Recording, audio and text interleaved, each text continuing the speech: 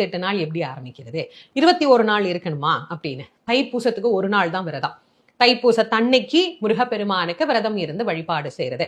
இது 48 நாள்லாம் கிடையாது. ஆனா தைப்பூசத்துக்கு யார் தொடர் விரதம் இருப்பாங்க அப்படின்னா, மாலை போட்டு பாத யாத்திரையா நடந்து போறாங்க பாத்தீங்களா, அவங்க 60 நாட்கள் இல்லைன்னா 48 நாட்கள் அப்படின்னு மாலை போட்டு விரதம் இருப்பாங்க.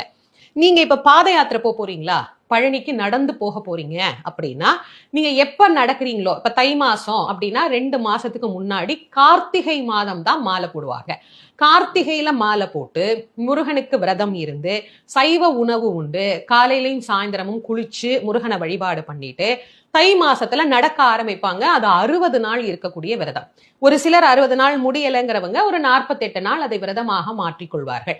இவங்க தான் தைப்பூசத்துக்கு 48 நாள் விரதம் இருக்கணுமே தவிர, சாதாரணமா வழிபாடு செய்யறவங்களுக்கு 48 நாள்